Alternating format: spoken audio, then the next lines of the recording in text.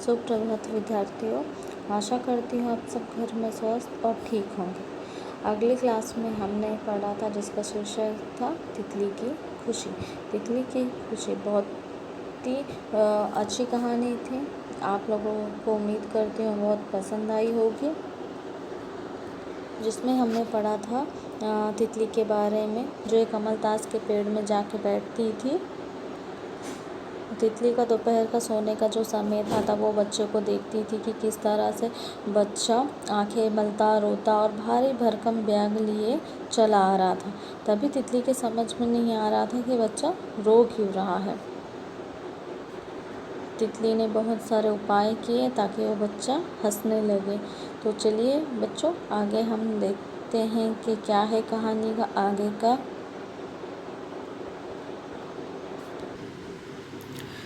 तितली उसे एक पार्क में ले गई। वहाँ फूलों पर बैठी बच्चों ने उसे देखा। वहाँ उसके पास पहुँचा तो वह उड़कर फव्वारे पर बैठ गई। वहाँ ढेर सारे फूल थे। क्या थे? ढेर सारे फूल थे। जो तितली रानी थी वो एक पार्क ले गई बच्चा, क्योंकि रो रहा था। अब वो पार्क ले गई बच्चे को अच्छे से स्माइल आई चेहरे पे। बच्चे ने उसे देखा तो वह उड़कर कहाँ? फव्वारे पे बैठ गई। फव्वारे यानी क्या होता है? जो पानी का शो होता है, कई पार्कों में होता है। बहुत सारे अनेक मतलब उनमें बहुत सारे छेद होते हैं और वो वहाँ से क्या निकलता है? पानी निकलता है।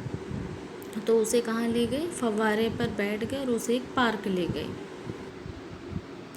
खिले थे। कोई और दिन होता तो बच्चा कई गुलाब, चम्मा, बेला वगैरह तोड़कर अपने बस्ते में छुपा लेता, मगर आज तो उसे तितली पकड़नी थी, उसे छूना था, उसके साथ खेलना था। जो बच्चा है वो मतलब जब भी पार्क में जाता तो बहुत सारे फूल, बेला यहाँ वगैरह का मतलब होता है बेटा बहुत सारे, यानी बहुत सारे जो थे ना, वो चंपा फूल के नाम जो दिए गए हैं वो थे। अगर और दिन होता वह उसे तोड़कर अपने बस्ते में छुपा लेता, मगर आज तो तितली का दिन था, मतलब आज तो तितली के पीछे वो आया था, तो उसकी इच्छा थी कि उसे छुए, उसके साथ खेले। ठीक है। इस तरह तितली कभी आगे उड़ती तो कभी पीछे, कभी छुप जाती। बच्चा व्याकुल हो उसे ढूंढता। फिर वह छुपने की जगह से वापस निकल आती। तितली उड़ती रहती, बच्चा उसके पीछे दौड़ता रहता। क्या होता? दौड़ता रहता। व्याकुल यानी बेचैन हो जाना, अनईजी हो जाना। मतलब कैसे कोई माँ अगर बच्चों को कुछ नहीं देती है या फिर किसी बात के लिए कुछ कह देती तो बच्चा क्या अलग तरीके से क्या हो जाता है? बेचैन हो जाता है। ठीक है बच्चों, यहाँ तक आपको समझा, और आप मेरे ही पीछे आप लोग भी रिपीट किया कीजिए। ठीक है।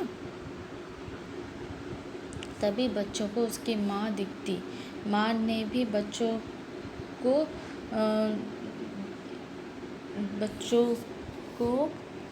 देख लिया, लेकिन बच्चे को होश कहाँ? वह तो तितली के पीछे भाग रहा था। माँ ने पास आकर बच्चे को झंझोड़ा, यानी उसे क्या किया? शेक किया, उसे हलचल किया, क्योंकि उसका ध्यान तो सारा तितली के ऊपर था। तो माँ ने आवाज़ दी तो उसे ध्यान ही नहीं रहा, तो माँ ने उसे क्या कहा? हिला के पूछा। ठीक है। कहा, चुट्टन ओ चुट्टन, तो यहाँ मेरा बस्ता कहाँ है? तेरा बस्ता कहाँ है? उसकी माँ जो है उसका नाम लेके बोल रही, तेरा बस्ता कहाँ है? बच्चे ने तितली की तरफ इशारा किया। बच्चे ने तितली की तरफ इशारा किया। माँ वो तितली, जैसे कोई इशारा देता है ना, मतलब आँखों से कि माँ देखो, हम भी कभी कभी इशारा देते हैं, वैसे उसने अपनी माँ को क्या किया? इशारा किया। ठीक है। अब तितली एक पेड़ के पत्तियों के बीच में छुप गई। अब तितली ने देखा उनकी माँ आ गई है तो एक जाके एक पेड़ में छुप गई। छुट्टन, तेरा बस्ता कहाँ है? माँ ने पूछा। जो माँ थी उन्होंने पूछा कि तेरा बस्ता कहाँ है? बस्ता? फिर सोचता, अरे बस्ता, अरे हाँ वो तो रास्ते में। छुट्टन ने यह याद करते हुए कहा कि अरे हाँ वो तो बस्ता रास्ते में है। तू तितली के लिए अपना बस्ता फेंक आया, चलकर बता कहाँ छोड़ आया, कहते हुई माँ बच्चों के साथ लेकर चलती। अब माँ थी वो आश्चर्य में थी कि अभी तितली के लिए उसने अपना बस्ता कहाँ छोड़ दिया। तो वो उसे बोलती है चल बता कहाँ छोड़ दिया, तो माँ के पीछे वो चलने लगा। माँ के साथ क्या कर दिया, चल दिया बस्ता ढूंढने के लिए। तितली खुश थी, उसने रोते हुए बच्चों को चुप करा दिया था और वह अपनी माँ के साथ तितली फिर से पत्तियों के बीच छुपकर सोने की तैयारी करने लगी।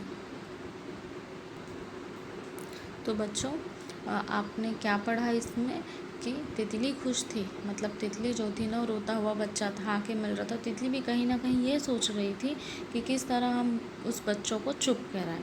तो तितली इसमें क्या हो गई, सफल हो गई। तितली खुश थी, उसने एक रोते हुए बच्चों को चुप करा दिया था और वह अपनी माँ के साथ तितली फिर से पत्तियों में छुपकर सोने की तैयारी करने लगी थी। तो बच्चों कैसी लगी आपको तितली की कहानी, और आशा करती हूँ आप सबको ये कहानी बहुत पसंद आई होंगी।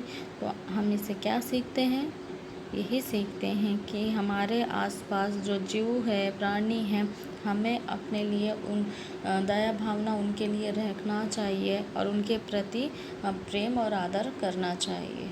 चलिए अगली क्लास में हम इसके सारे प्रश्नों को हल करेंगे। ये भी आपका होमवर्क होगा और आप उसके सही उत्तर में जो निशान लगाइए, पेज नंबर 17 है वो और पेज नंबर 18, ये आप करके रखिए। नेक्स्ट क्लास में मैं आपसे यही करवाऊँगी। ठीक है बच्चों, आशा करती हूँ आप घर में स्वस्थ